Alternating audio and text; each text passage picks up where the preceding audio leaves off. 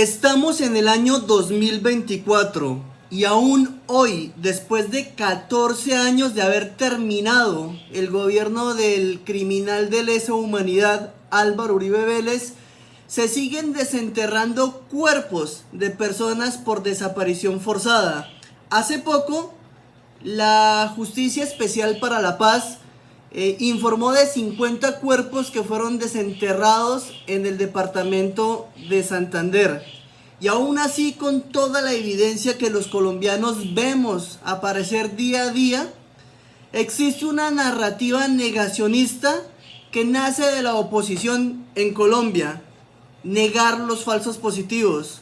Es una actitud inhumana, es una narrativa que revictimiza a los miles de colombianos que cayeron inocentes en manos de la política estatal de exterminio conocida como la seguridad democrática. Hay un tuitero, uno de esos personajes que son instrumentalizados por la oposición, el señor Ariel Armel, y este video lo desarrollo con el fin de darle respuesta a la negación que él hace del conflicto colombiano. Lo primero que tengo por expresar es que Ariel Armel es uno de esos bodegueros de la derecha que cuando hablan del conflicto lo hablan por el conocimiento que tienen detrás de una pantalla, que no han vivido el conflicto. Apuesto a la sociedad colombiana que el señor Ariel Armel nunca se puso el uniforme nacional, nunca se puso las botas del Ejército Nacional, que quizá es uno de esos colombianos que hoy sabotean los acuerdos de paz y atizan la guerra, pero son de los colombianos a los cuales Papito les compró la libreta militar. Señor Ariel Armel, los falsos positivos son una realidad innegable en Colombia. No se puede ocultar con un dedo la existencia de ejecuciones extrajudiciales perpetradas por las fuerzas militares bajo la conducción del señor Álvaro Uribe Vélez. Le voy a explicar, señor Ariel Armel, cómo se dio el fenómeno criminal de los falsos positivos. Cuando Álvaro Uribe Vélez fue el comandante en jefe de las fuerzas militares, impuso una política de exigencia de cuotas de muertes a las unidades del Ejército Nacional. Yo lo recuerdo en aquel entonces que cuando un suboficial en el desarrollo de los combates o las operaciones militares rutinarias presentaba capturados o desmovilizados, era un insulto para los comandantes oficiales superiores que dirigían las unidades. Nacen frases inhumanas como aquella que decía un comandante de batallón: no existe guerrillero bueno, no existe un buen guerrillero que esté dispuesto a cambiar y desmovilizarse. El único guerrillero bueno que existe es aquel que se encuentra acostado y con la boca llena de sangre, con moscas en su boca. Y así presionaban a las fuerzas militares, llevándolas al error. Recuerdo un comandante de batallón que enviaba tortas con el abastecimiento. Y uno le preguntaba: mi mayor, ¿alguien está cumpliendo años? ¿Por qué esa torta? Señores, les estoy celebrando el primer mes que pasa sin darme resultados operacionales. Son unas máquinas de hacer mierda, de comer víveres. Y ese tipo de presión la conocemos nosotros los militares que verdaderamente vivimos el conflicto. Señor Ricardo Armel, los falsos positivos iniciaron con desmovilizados, personas de las guerrillas que ante la presión de las operaciones militares buscaban desmovilizarse, como los oficiales que comandaban las unidades en tierra tenían la presión de Álvaro Uribe Vélez. Esas personas eran ejecutadas extrajudicialmente. Posteriormente, y cuando los guerrilleros se dieron cuenta que al entregarse las tropas del ejército los asesinaban, pues iniciaron a buscar terceros civiles para que buscaran de entre la población inocentes. Señor Ricardo Armel, si usted busca el caso del coronel Jaime Alejandro Cabuya de León, usted encontrará que era uno de los coroneles que más bajas presentaban en el Ejército Nacional. en el departamento del Meta, Granada Meta, el batallón 21 Vargas. Y oh sorpresa, las bajas después se convirtieron en inocentes ejecutados, en personas que eran habitantes de calle, personas con discapacidades o personas que buscaban trabajo. Precisamente eso es lo que usted niega, señor Ricardo Armel. Para mí es una cobardía entender que militares entrenados y capacitados para la guerra tenían que asesinar jóvenes inocentes y amarrados para simplemente aportar a una política estatal que tenía el único fin de generar una percepción falsa de la guerra en Colombia, una seguridad falsa, mientras convertían al país en el primer productor de cocaína. ¿Quiénes somos los que hoy le contamos la verdad al pueblo colombiano? Unos militares que no participamos del genocidio uribista, que le dijimos no a la criminalización de las fuerzas militares.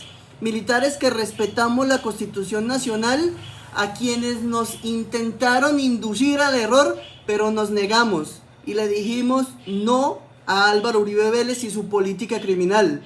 Y también otros militares que sí fallaron, que sí aceptaron asesinar inocentes y hoy en medio de los procesos investigativos de la JEP confiesan y le cuentan la verdad de una relación sistemática del Estado colombiano con las ejecuciones extrajudiciales. Señor Ariel Armer, cuando iniciaron los falsos positivos, el señor Álvaro Uribe Vélez tuvo la oportunidad de hacer alto y decir no, pero al contrario, intentó resolver la colisión de competencias entre la justicia penal militar y la justicia ordinaria a favor de la penal militar, para que jueces militares sean los que investigaran los casos. Señor Ricardo Armel, yo le recuerdo que en aquel entonces las unidades del Ejército Nacional que no tenían funciones de policía judicial eran las que hacían los levantamientos en el sitio de los hechos y posteriormente enviaban los cadáveres para que un juez militar los recoja. Eso generó una protesta por parte de la Fiscalía Nacional y a partir de que la colisión de competencia se solucionó a favor de la justicia ordinaria, fue que se le salió de las manos a Álvaro Uribe Vélez y empezó Colombia a entender que sus fuerzas militares bajo la dirección de este criminal estaban asesinando inocentes. ¿Cómo encuentra la JEP la verdad de las ejecuciones extrajudiciales? Mediante una estrategia conocida como cascada invertida. Empiezan a escuchar las versiones de los autores materiales, que generalmente son los soldados o los oficiales de menor jerarquía que ejecutaron con el dedo, que fueron los autores materiales. Las confesiones de estas personas escalan a los mandos medios para posteriormente escalar a los altos mandos. Y le recuerdo, señor Ricardo Armel, que más de 35 generales fueron llamados esta semana a responder por falsos positivos y que hay generales en el nivel táctico, en el nivel operacional, en el nivel estratégico y comandantes del ejército que ya confiesan sus crímenes, lo que quiere decir que el Ejército Nacional fue criminalizado por la política de exterminio de seguridad democrática. La cascada invertida da resultado. La cascada invertida avanza y pronto se llegará a los determinadores políticos y financiadores del conflicto. Le recuerdo, señor Ricardo Armel, que en Medellín, en el caso conocido como el Parqueadero Padilla, se encontró la financiación del paramilitarismo, pero que precisamente los fiscales serviles al uribismo engavetaron esa investigación que le muestra la verdad a Colombia. Señor Ricardo Armel, pudo haber sido un solo caso de ejecución extrajudicial, pero las fuerzas militares no estaban creadas para asesinar colombianos. Y hay algo que tenga en cuenta, señor Ricardo Armel, se lo digo yo que sí viví la guerra en el país. Si usted me pregunta a mí si creo en los falsos positivos y en la cifra de 6.402, yo tengo que decirle que no creo que sean 6.402 casos de falsos positivos. sino muchas más víctimas. ¿Por qué? Porque ese número corresponde únicamente a los cuerpos presentados para inflar la estadística operacional como guerrilleros dados en baja. Pero también sabemos que muchos fueron desaparecidos en Colombia. Usted, señor Ricardo Armel, no conoce la verdad que le puede decir un poblador de La Palma, Cundinamarca, cuando el paramilitar alias El Águila desmembraba a las personas que acusaba de participar de guerrillas. Usted, señor Ricardo Armel, no puede confrontar a un campesino del Magdalena Medio cuando le diga que Roque Izaza, Ramón Izaza y Omar Izaza, la familia Izaza, desmembraba cuerpos para tirarlos al río Magdalena. Y señor Ricardo Armel, el segundo cabecilla del paramilitarismo, Salvatore Mancuso, manifiesta la existencia de hornos crematorios. ¿Por qué crearon los hornos crematorios? Porque muchos cadáveres aparecían en el área y creaban una percepción de inseguridad que no convenía al presidente Álvaro Uribe Vélez y a los mandos militares de la época.